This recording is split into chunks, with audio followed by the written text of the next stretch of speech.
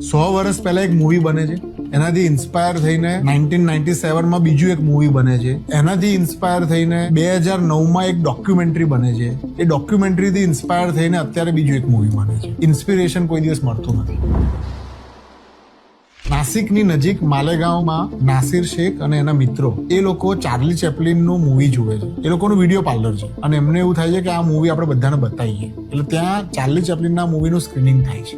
નાસિર શેખ માને છે કે કોમેડી, હ્યુમર એક એવી વાત છે કે જે ક્લાસિક છે, એના શબ્દોમાં કહીએ તો મુકમ્મલ છે. એટલે 100 વર્ષ પહેલા બનેલી એ મૂવીનું સ્ક્રીનિંગ માલેગાંવમાં થાય છે અને એનાથી ઇન્સ્પાયર થઈને નાસિરને એવું થાય છે કે આપણે પણ કંઈક મૂવી બનાવીએ. અને એ લોકો બોલિવૂડની પેરેડી બનાવે છે, માલેગાંવ કે શોલે, માલેગાંવ કે શાન, અને એના પછી હોલિવૂડની પેરેડી બને છે superman of Malegaon. Superman of Malegaon જે મૂવી બની રહ્યું છે એના BTS ને લઈને, એની આખી પ્રોસેસને લઈને ફૈઝા ખાન કરીને એક લેડી ડોક્યુમેન્ટરી બનાવે છે.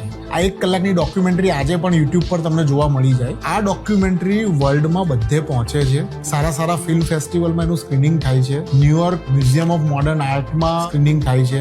15 જેટલા એને એવોર્ડ્સ મળે છે. અને આ ડોક્યુમેન્ટરી જુએ છે ઝોયા અખ્તર અને ફરહાન. ત્યારે એ લોકોની શરૂઆત હોય છે. ડોક્યુમેન્ટરીથી લોકો સુપર ઇન્સ્પાયર થાય છે અને એમને થાય છે કે આના ઉપર આપણે ભવિષ્યમાં કંઈક બનાવીશું. કટ ટુ આજની તારીખ, અને અત્યારે એક મૂવી આવ્યું છે સુપર બોયઝ ઓફ માલેગાંવ, જેમાં નાસિર શેખ, એના મિત્રો અને માલેગાંવની જે ફિલ્મ ઇન્ડસ્ટ્રી છે એની, એમના ઇન્સ્પિરેશનની, એમના પેશનની, એમના સ્ટ્રગલની વાત છે. ચાર્લી ચેપ્લિન, ત્યાંથી માલેગાંવ કે શોલે, ત્યાંથી સુપરમેન ઓફ માલેગાંવ, ત્યાંથી સુપરમેન ઓફ માલેગાંવની ડોક્યુમેન્ટરી, અને ત્યાંથી સુપર બોયઝ ઓફ માલેગાંવ. એક ક્રિએશન બીજાને ઇન્સ્પાયર કરે છે. ઇન્સ્પિરેશન કોઈ દિવસ મળતું નથી, ક્રિએશન કોઈ દિવસ મળતું નથી.